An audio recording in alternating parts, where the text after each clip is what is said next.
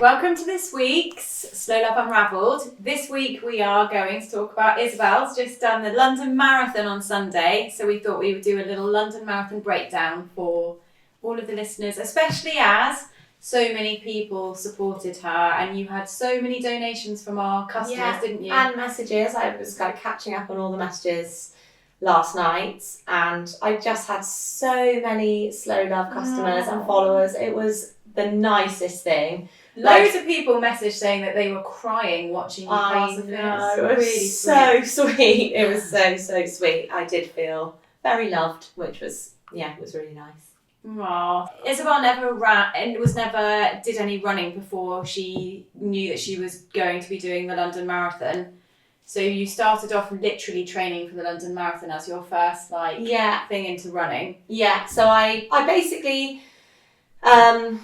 I ran for a friend that I lost through from suicide, and I watched her university friends run the London Marathon the year she died for Samaritans, and I was like totally moved by the whole thing, as I think anybody would be.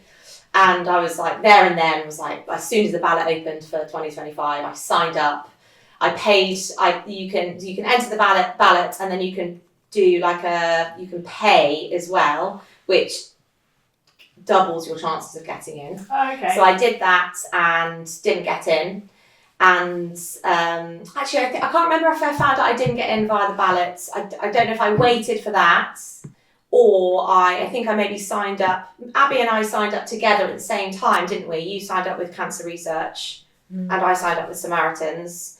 And I think I was just waiting for which one. Anyway, I didn't get in via the ballot, and I actually didn't get in with Samaritans. I had an email to say thank you so much for your application. That we were inundated. This year the London Marathon had the highest number of applicants, and there was a world record for the amount of starters. So there was I think there was over 1 million people applied to sign up for the marathon this year, which is crazy. That is a crazy amount of people. Yeah, mental. So I didn't get in, and then they say, we'll email you the link to join the waiting lists in 48 hours. Anyway, 3 or 4 days went by, and I hadn't received the link, and I thought I am going to chase this up because I would actually really like to get on that waiting list, because so many people do drop out, injuries and training, realising they actually really don't want to do it.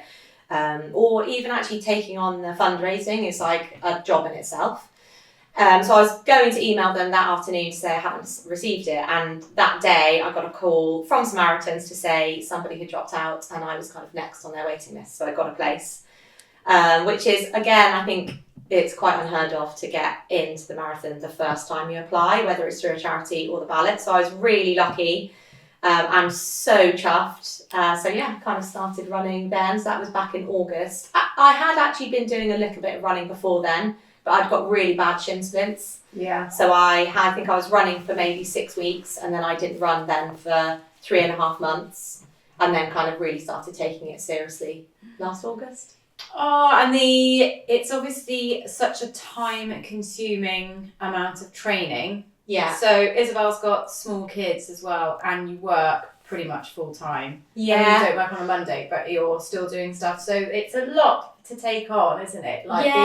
Not just doing it on obviously the day is such a huge accomplishment, but it's all of that time on the run up to it. It's such a commitment. I think I'm really, really fortunate that my husband is like a huge advocate for all fitness and just being healthy, and he actually himself has done a lot of long distance running. How much did he pay to get you to mention that? So he was really just really supportive of the time, and he understands that it takes time to do those things. And actually when he took on his big run, it was when my stepchildren, so his first 2 kids were also young, so he really gets that that's just part and parcel of. And the hardest thing is sometimes if you're not in the mood, and you were quite good at posting videos, if it's raining and you're in bed, you're tired on the weekend and you just want to lie in, but you have to mentally get yourself out of bed and get your shoes on. It's almost the hardest part. Yeah. But what makes it so hard is if somebody isn't sort of like, if they're like, oh, well, how long are you going to be, or like this Yeah. is Whereas he never was, any of he that. was very much like, get up, you need to get up and do it now, so Yeah. you've done it, so Yeah, he you was had that great. push. He was really good. And actually, again, I'm quite lucky that my children on the weekend, they're not, you know, some of my friends' children they're like, wake up and go. They're just like absolutely hyperactive. Whereas actually my children are really quite happy to always have like a cozy morning. So that was easy. Towards the end, as the distances got longer and they knew that I went out on a Saturday or Sunday morning and it was hours. Yeah. Artie especially would be like, I really don't want you to go. But at the same time, he would be, I actually loved my children seeing me prioritising exercise. I think it was just a really good like lesson for them, and seeing, you know, and Artie was always like, why are you running? What's it for? What does it do? And being able to show your kids that that's actually really good for you. And that was kind of like a little bonus that I didn't really consider before I had taken on a challenge. And actually, what was their reaction watching you, the clips of people seeing that people have posted? Did you show them? Yeah, they did really like that. Artie was just like, loved the medal, was asking like if I won, which was really cute. World record. I mean, everyone wins, don't they? If they pass the line, they've won. But yeah, they did like watching it. And I think my mum had been like showing them stuff in the day, and they'd watched a little bit on the television. But they're so young, so they kind of like lose interest quite quickly. Your poor Isobel's mum had DM'd on our Slow Love account. We were doing sort of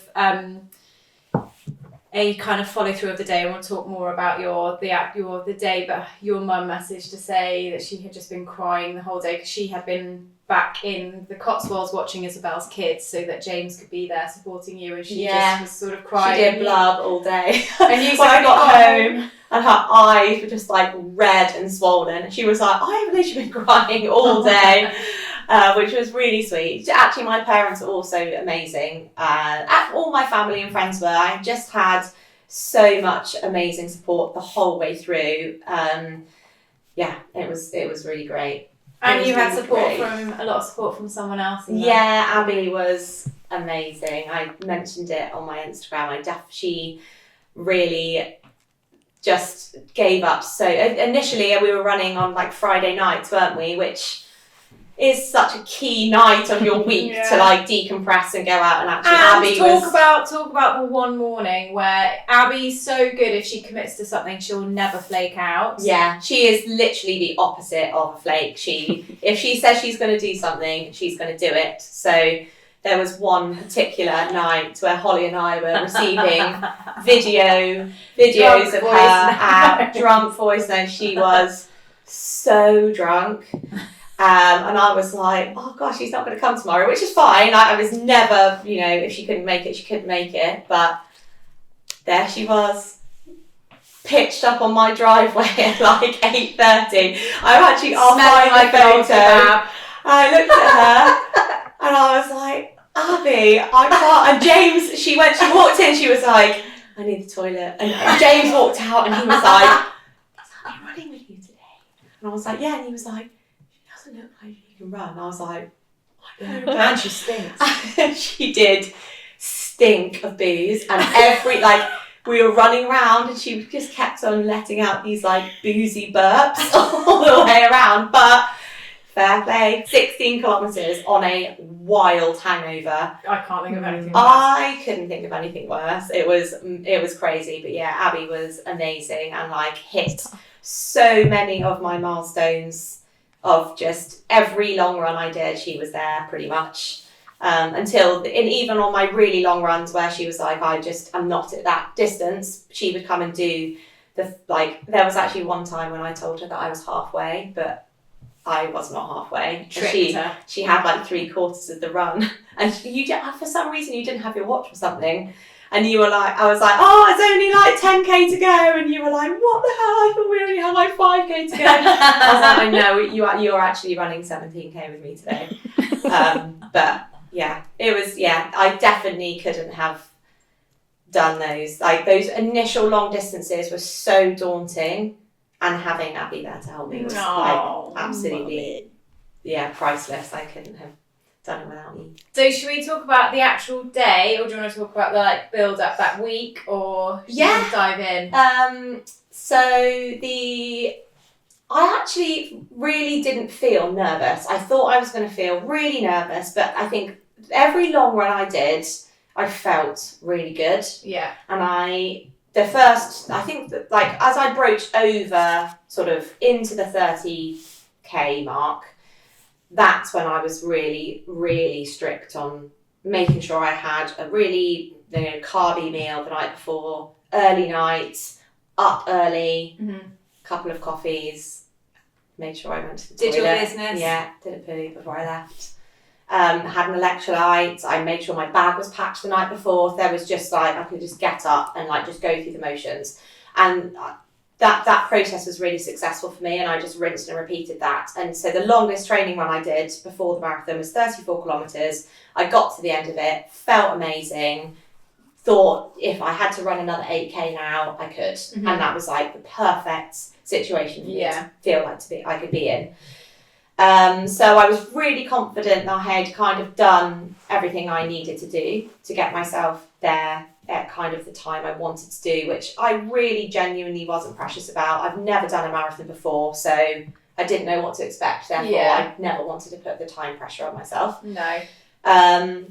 So that was great. And then I think the first time I started to get nervous was I went to go and speak to a girl who owns an amazing children's bookshop in our town called Octavia's Bookshop. Her name's Octavia. She was also running the marathon, and I popped in to see her on the Thursday before the Sunday, and I was like, God, and she said, as if we're having a heat wave, and I was like, God, I know, 17 degrees, that's really quite hot for me. She was like, Isobel, it's 21 degrees. And I looked on my BBC app, and I hadn't checked it for a few days, and I was, at that point, I was like, oh God, that made me nervous, because I love the heat, but I mean, I get so hot when I'm running anyway. Even in the winter, I was running in like a vest, because I would start off with a jumper on, and then I would, take it off within the first 5k. So that was quite daunting, but I just had to not think about it, because you can't control it. And then we actually had the nicest run up to it, because you guys at work, I think, ultimately, my friends and family don't see me every day. James and the girls at work see me every day, so I think they had the brunt of like the marathon chat.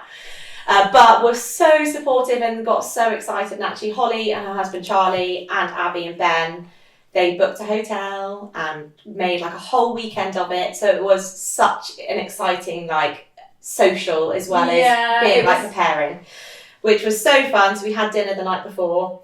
But what I kind of didn't then do was repeat what had worked for me for my long runs. So what did you miss out? Because we went for dinner the night before at a restaurant that's one of Isobel's brothers works at, and it was bottomless lasagnas. Yeah, which is like a perfect so pre-marathon meal, just like bottomless carbs, which was sweet. It was amazing. But I did have a glass of wine and a Negroni. And the night was just late. The adrenaline really kicked in as we were walking home. And I thought, we left pretty early actually. Yeah, that was really good. I was like, we need to leave now. It was about, I think it was like 8:45 or something. Yeah. Actually, maybe it wasn't even that late. But I actually didn't, I saw 11:30 on my phone. I was like, I couldn't. Once I got back to our friend's house that we were staying in, who lived really close to the start line, that was also absolutely amazing, not having to think really about the logistics in the morning, because they were like, we'll just take you there on the line bike, so it's like 20 minutes tops, so that was really nice. I didn't have to like worry about how to get there. But we got in, we had a cup of tea, we had a chat, and we got into bed quite early, but I was just like wired. I couldn't sleep, which I think is probably really normal. So actually my night was late, but I actually did have a really good deep sleep. And then my morning routine was just as it was. But I just think the heat was probably the key thing. That was something that you just can't train for. No. And equally, if it was freezing cold and pouring with rain, although I've trained in that weather, I haven't run in that distance in that weather. So I think you can't. There is the weather is different for everyone. Some people probably absolutely thrived in that heat. How far along was the Cutty Sark? That was 7 point. miles, I think. So at that point, the like elite runners and then the like first wave of runners after the elite ones were, all of them were like deep red in the face and looked like they'd literally put their heads in a bowl of water you could just seeing them. It was like that isn't normal for that early, like for so early on in a race. Yeah. And I was like, oh, this and is also, I think so brutal. The heat in England is so different to anyone. And actually being in London, like the heat that was just radiating off of the road and the buildings, like you could really feel it. It was really oppressive and that teamed with the noise. I think the first 10K. So what? Just talk us through. So for anybody that hasn't done a marathon before, when you arrive, like what's the protocol? Because I was kind of picturing you like being penned in with the other Samaritan. No, you see all the people with those bags, so you have to check all your stuff in. Like what happens? That's okay. You get when you go to the Excel Centre to pick up your race pack, so your bib number, they give you this like TCS plastic. It looks like an old PE bag. Yeah. And it's got your bib in it, and then it's got a sticker with your bib number which you stick onto the bag. Mm-hmm. And if you need to check stuff in, that is the only bag that you can check in with. It's massive. You can pack it with stuff. In hindsight, I wish I had packed. I was like, I don't need to bring anything with me because we're staying so close. My brother lives in Notting Hill, so actually James met him in the morning, handed all of our bags over. Because actually when you finish, we were closer to Notting Hill than we were. So you didn't have to carry your bag of jackets you bought the day before. Yeah, that was we went shopping on that before, and James was like, brilliant. Like I'm carrying the bags. Got to carry a bag with 2 jackets in. So that was kind of that whole. I thought I had kind of really nailed that, but actually, what I wish I had done was packed like just a spare change of, or even like a deodorant, or just spare change of clothes that I could have immediately changed into. But everyone's in the same boat. Everyone's stinky and sweaty, and just that. So I didn't, and actually it did save a lot of time. I didn't have to queue at any bag drop. So we cycled from Peckham to the vicinity of Greenwich Park, and you literally turn a corner and there is just a sea of people walking in the same direction.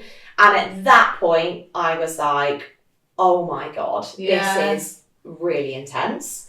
So parked the line bike up, and actually that was the first time I got like nervous because the 4G was just being obliterated because there was quite literally tens of thousands of people using it in the same space. So my line bike app wouldn't work, so I couldn't check out my line bike.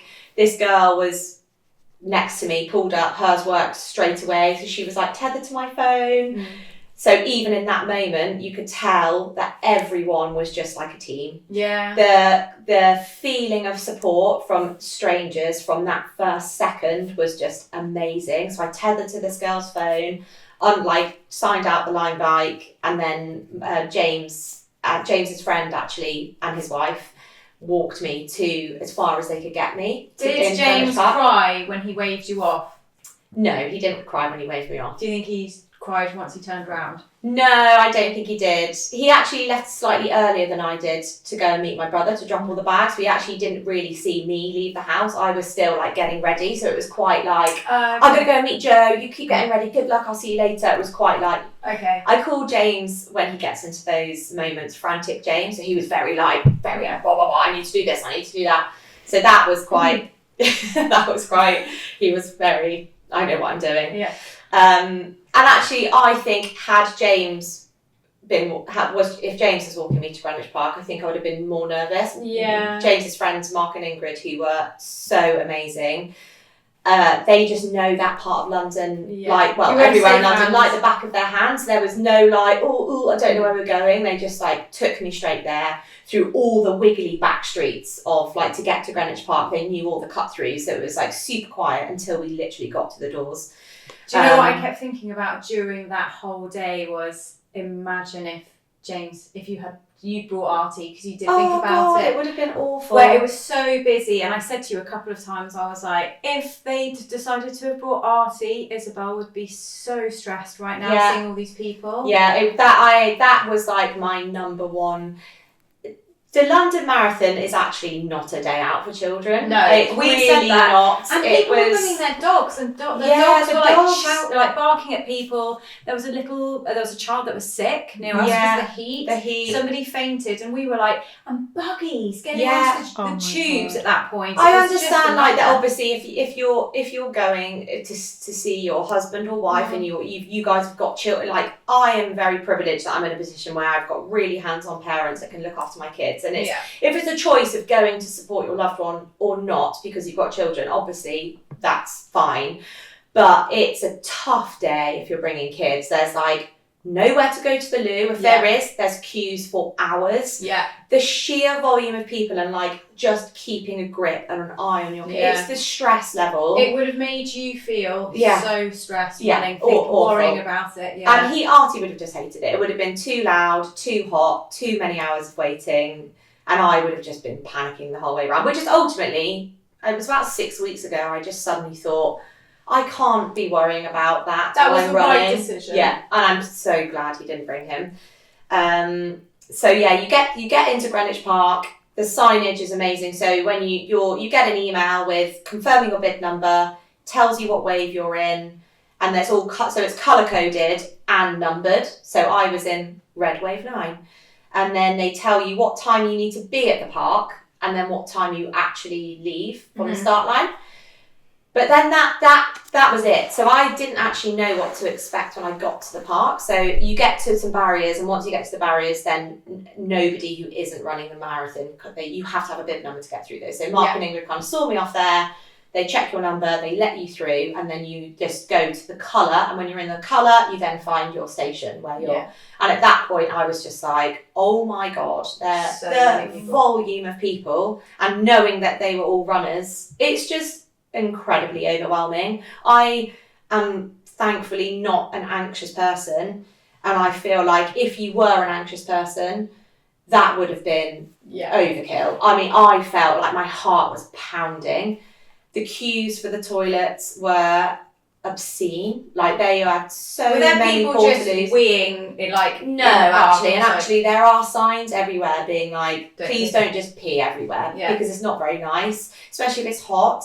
Like 50,000 people just start pissing everywhere, like stink, and it's just not nice. Like no one wants to see anybody like just doing their business on the side. So actually they had loads of portaloos, and then they had this massive bank of male and female urinals. So they like female urinals. Yes, they give you like a cardboard sheath that God. And actually, there was me and another girl that were like getting nervous because we didn't use the female urinal, but we were in the queue for the loos. As soon as I got there, I saw the queue for the loo, and I was like, at this point in time, I don't need the loo, but I've got 45 minutes before they're going to start calling us to the gate, so I just got in the queue for the loo, and I got chatting to this amazing girl called Nancy.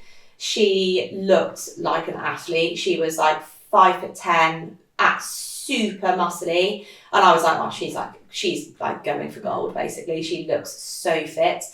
She was the only one running for this particular charity she was running for. This charity had managed to get their first ever space at the London Marathon, and she was running for them. And they had like no budget to like make kit, so she had made her own little t-shirt for it. It was so cute. And she was getting super nervous because she was 2 waves before me, and we were still like 100 people deep to the toilets, in the queue. She was like, I'm so bursting for a loo because I'm like, I'm so nervous.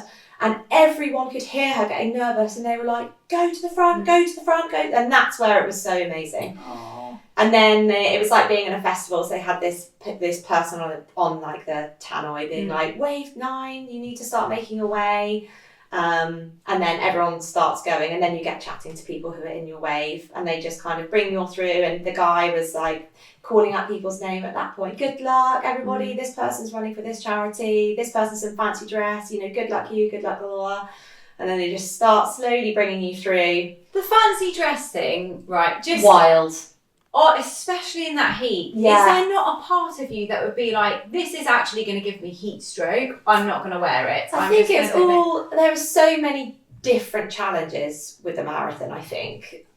People are doing it for just simply for the run. Mm-hmm. People are doing it to get a PB. People are doing it to raise as much money for charity as they can. And if they've said that they're doing that in fancy dress, then that's like their challenge. It's like some people are walking it and that's their challenge. Like everybody's reason or challenge is so different. And I think I didn't really appreciate that until you start and you look around you and you're like, there's just so many different people doing it for so many different reasons, and all the cliches are true. You know, run your own race, run the mile you're in, just focus on yourself, and it's all about you, and that is really true. Yeah. And you really get that vibe. You know, I was walking next to a lady who must have been in her 80s, and I was like, God, this is just fucking fair play to you. It was just insane, and there wasn't a single part of me which felt intimidated by anyone or anything. It was just like everyone is just here for themselves. You look like a pro when we saw you go. Oh God, it was. I actually, do you know, I felt like I was in a hole, but when I look at all the videos, I'm pumped. You are so pumped. And I felt like I was really struggling, but when I run off, maybe I was just trying to impress everyone, but I mean, that is a very me thing to do. But I was like, I felt like I was limping towards the end, but I wasn't at all. I still looked pretty strong to the end, which I was really chuffed about. You look the 2 points that we looked for Isobel, so we were at the Cutty Sark, literally right by the boat, and when you went past, I wasn't the first to see you, I think Abby was, and we were like, you looked like you were so in the zone. Yeah. I was really expecting you to be like, way. I was still pretty strong at that point. Yeah, it took me a moment to clock you. And then it's really funny because we were shouting and you obviously could like hear something, but we didn't like lock eyes with you. But even at the end, like towards on the mile 23 when we saw you, you were still like pumped. Yeah. I think I had gone through my worst like mental wall by then. I think everyone's like, you hit the wall at 20 miles.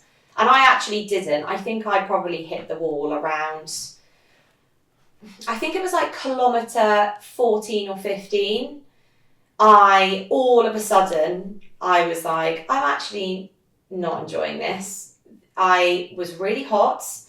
The noise is like, and you cannot prepare for the noise. Mm-hmm. And again, I'm not an anxious person. I don't get overwhelmed by like sensory overload really like that. But with the heat and the just constant screaming, I just had to put both of my headphones in. And I actually tried to play music, but I couldn't even open my YouTube app. So that my like tip for the day is don't rely on your internet because it is just obliterated. Abby was getting so frantic because we couldn't track you. Yeah, the tracking was all off. Sadly for me, my runner app was 2 kilometres ahead. Oh. So it mentally was really savage, especially at the end. Yeah. There was one point where I thought I was on kilometre 37 and I was only on kilometre 35, and that was a really mental like blocker. But I didn't want to turn my tracking off, like my pacing off. So I just had to like suck it up basically. But that was, but the internet thing was like tricky for everyone, spectators and people running the race. Tip number 1 for me would be just don't rely on the internet. If that's something that really gets you through, you really have to think of a backup, because if that fails and that means you're going to fail, that's really likely to happen. I've got little noise cancelling earbuds, and as soon as I just cut some of the noise out, I felt instantly like, I can like get into my thoughts rather than like, because you just can't, you're like being just, it really is a lot.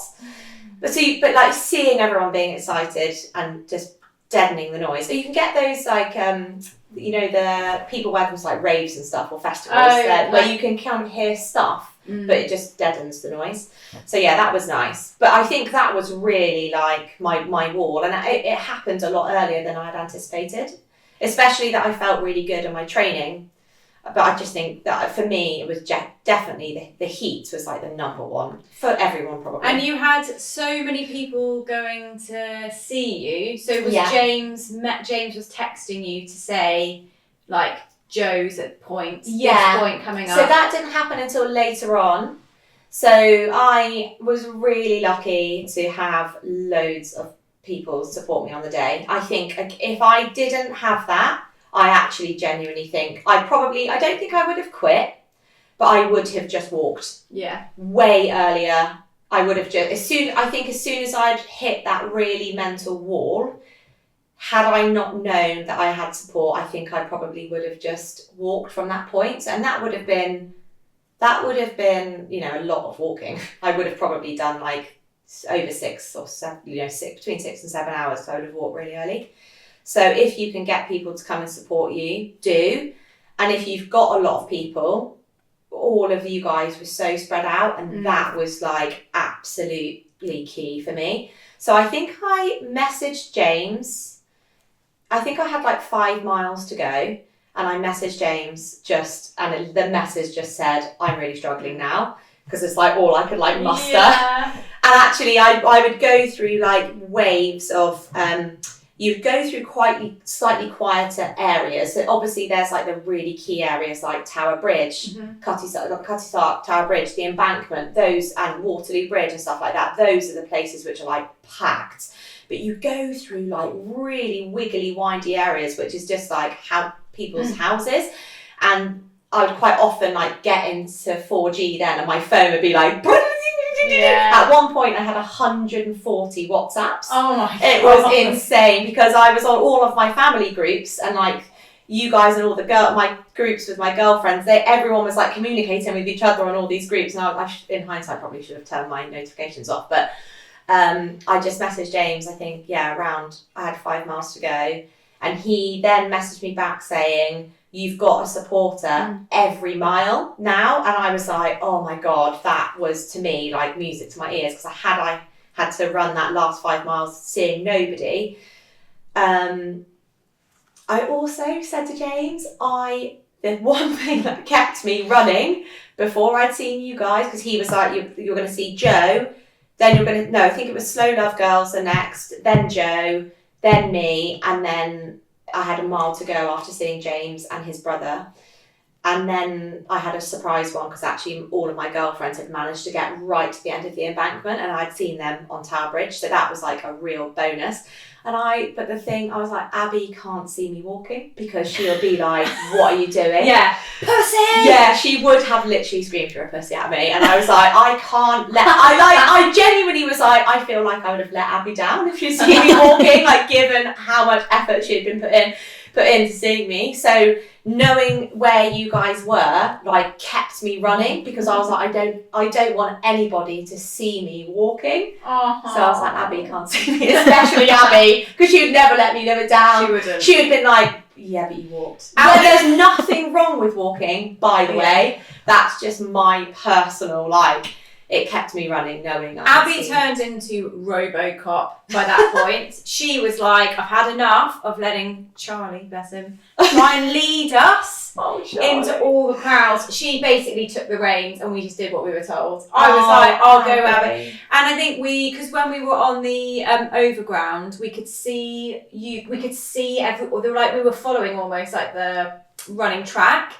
And we were like, we need to get to one of these points where we can be right up against the thing, and we like know that there's a good chance of us actually seeing and you seeing us. So it was when we found that spot, and even then when we found the one spot, you were like, this isn't going to be good enough, she won't be able to see us. That was a great spot, because actually it kind of cleared, the runners quite cleared.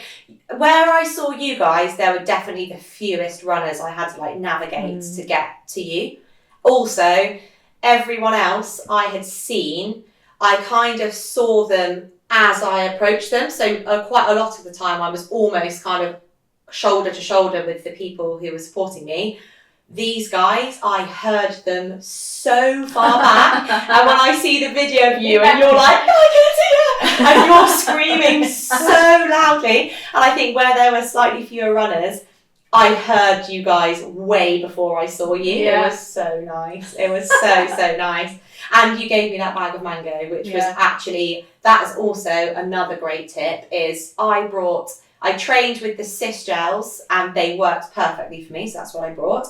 And I bought some jelly babies, but the gels got so hot in my vest. Yeah.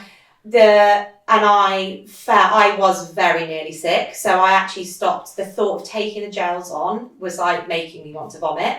The last gel I took, I was like burping and like regurgitating gel. It was disgusting. So I was like drinking water to really push it down.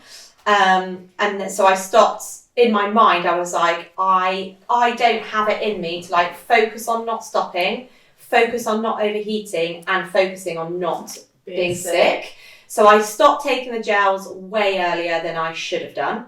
And then I was, again, like the sweets, like so many sweets. It's just sickly. It's so sickly. I didn't think I would bother stopping at any of the Buxton water stations, but I stopped at every single one. Even though I was carrying my water, the water got so warm. So there was never any like cold relief. It was just... The Buxton waters were nice and cold. When we saw you at Bank, there was a lady and her son next to us, and they were giving people like really cold small cans of Coke, so like mixer ones. Yeah, I mean, I couldn't have had anything fizzy. They also had the Lucozade stations, which I didn't go near, because anything fizzy was just I'd like absolutely had enough of anything sweet and warm. It was like gross. So the Buxton water things were amazing, and I actually, even if I didn't feel like I needed a drink, I would take them and like pour the water over my wrists, pour it down my back, pour it on the back of my head.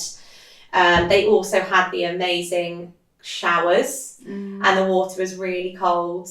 And this is really TMI, but every time I ran through one, I covered my ears because I didn't want my earbuds. And it wasn't like a light dusting of water. It was like a hose. So you got soaked, which was amazing because the water was freezing. So I covered my ears so my earbuds didn't get soaked. And every time I ran out of the shower, I just weed. It was like an uncontrollable body thing. I didn't need a wee. I didn't feel like I needed to stop to go for a wee, but I don't know what it was. It just like triggered something in my body to just let out piss. So I was just like, oh God, I'm just And weeing. This is also TMI, but this must have got uncomfortable, right? You had to wear a big old sanitary pad running. Or a big sanitary towel. But I did that with the training. I did that in the training, so I was kind of used to it. You'd already hardened, you'd already leathered. Yeah, leathered up, no chafe hair. I actually, again, I was really lucky. I don't know why, but I didn't suffer at all with like any chafing anywhere. Yeah, that is amazing. You saw men especially with like bleeding nipples. But I mean, for me personally, I feel that's kind of like lack of preparation. Like 26 miles with a vest chafing against your nipples, like that's going to hurt. But I was really, touch wood, luckily, like that will never happen to me. So I was really lucky I didn't have to think about that. But yeah, the first thing I did after going through that finish line was go to a Portaloo and remove that sanitary towel, which did its job. So it was great. So the water stations were good. They were really hard. Like if I was going for a PB, if anyone is going for a PB for the marathon, it's actually really stressful because you get to those water stations and everything would just stop. People would literally stop dead in the road or start walking. So then you're like literally navigating through everyone stopping, and you soon realise that in those moments, everyone who carries on running basically puts their arms out to stop just a total like car crash of people just colliding into each other. So you do slow down. But if you were going for a PB, that would stress you out because you'd be like, I need to keep going at a pace, and now I've got to like speed up for a little bit. So I'm really lucky I didn't care about the pace thing at all. But who was there somebody there at the finish line? No, I don't. No, not at the finish line. So there are people at the finish line, but actually the vibes where you guys were, the Tower Bridge was unbelievable. The vibes there were just incredible because it's halfway as well, so it's like a real pinpoint for the marathon. Like when you get to Tower Bridge, you pretty much know you're halfway. where you guys were, Waterloo Bridge and the Embankment, they were where the vibes were the best. That's where the emotion was like, I felt the emotion was like the strongest. Everyone was just killing it. It was just so good. And then as you came round into Parliament Square, it was actually quite quiet compared to the Embankment. Yeah. I think people are just like, you're really like at the last stage now. People were cheering still, but I don't know if it's as a runner, you're like, you start to just know that it's near the end, so you're not so like worked up. But yeah, when you see the finish line, it's like, oh my God, there it is. And then as soon as I got through, I was really happy. The woman put my medal on and I just lost it. I just burst into like uncontrollable tears.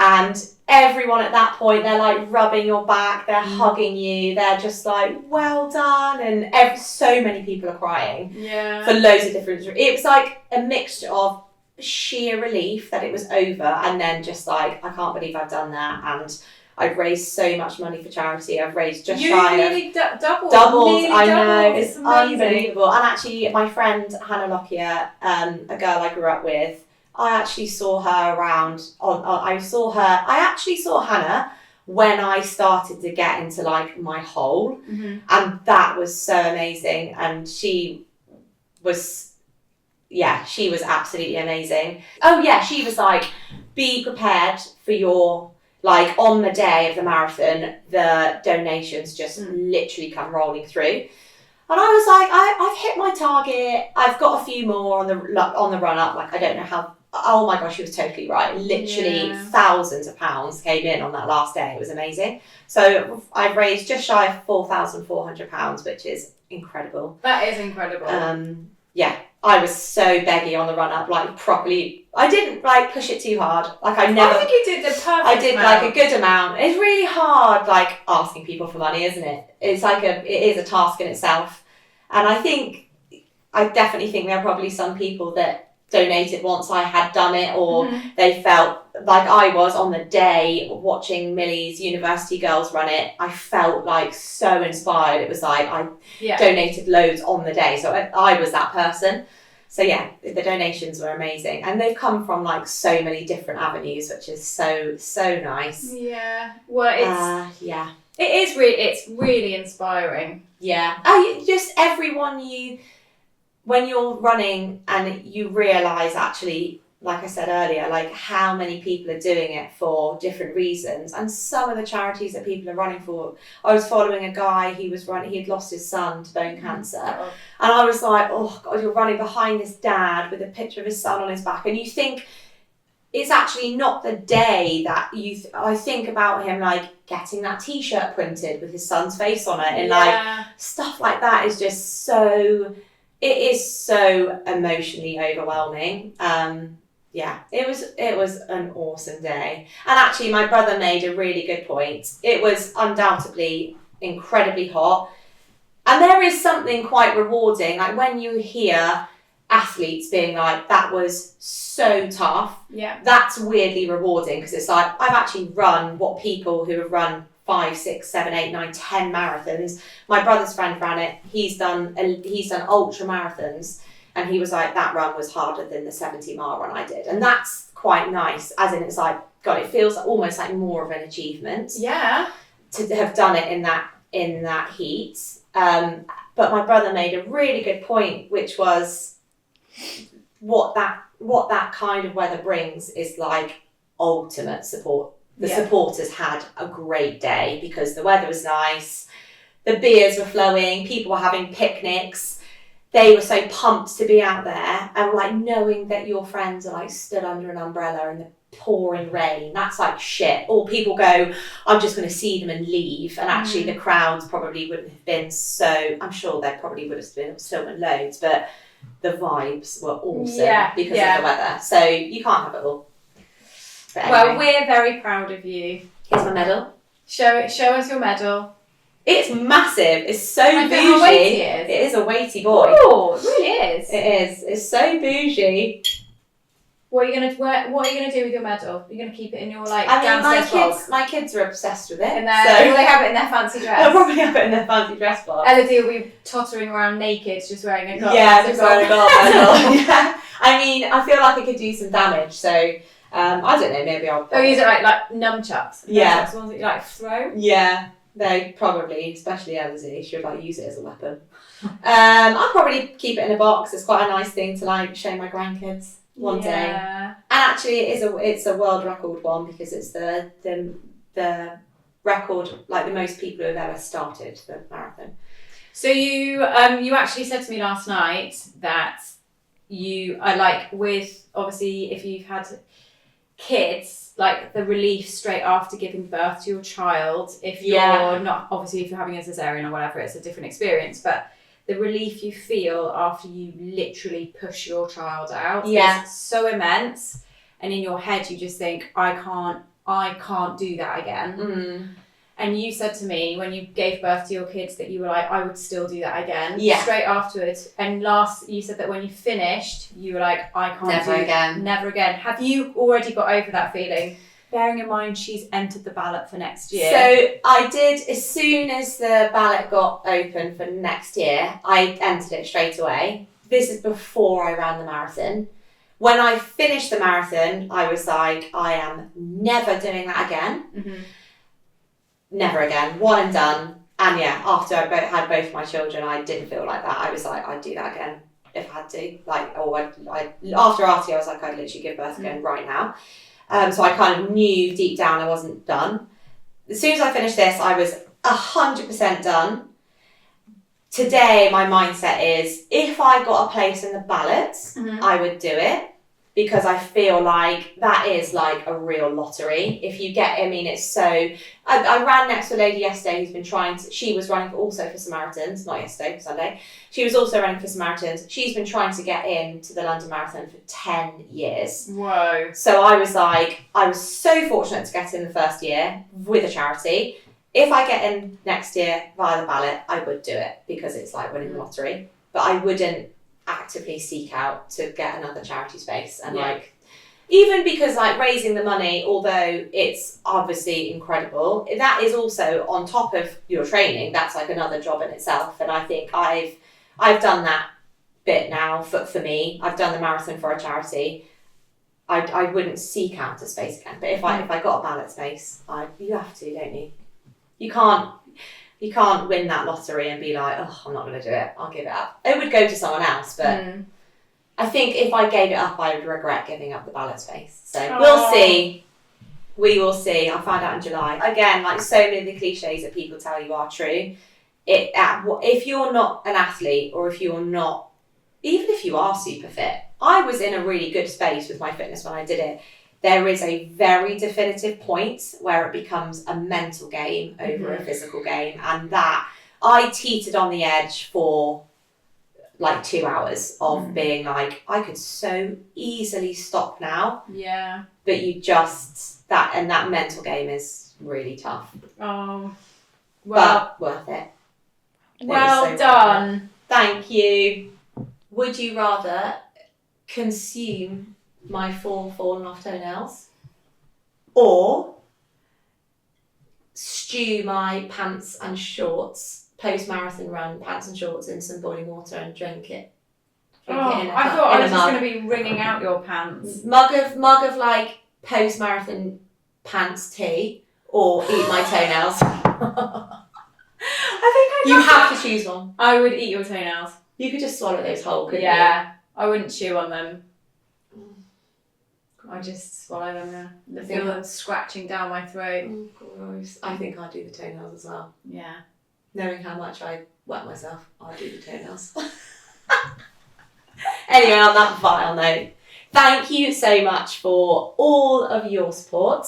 Slow Love support was amazing, and all of our Slow Love customers. Yeah. The messages and the donations were so kind and made amazing. Such a difference. And if you know anyone running the marathon, that you cannot give people enough support, and it genuinely made such a huge difference. So I'll ride on that high for a long time. Yeah. Thank you so much for listening and Thank you. supporting. Bye. Bye.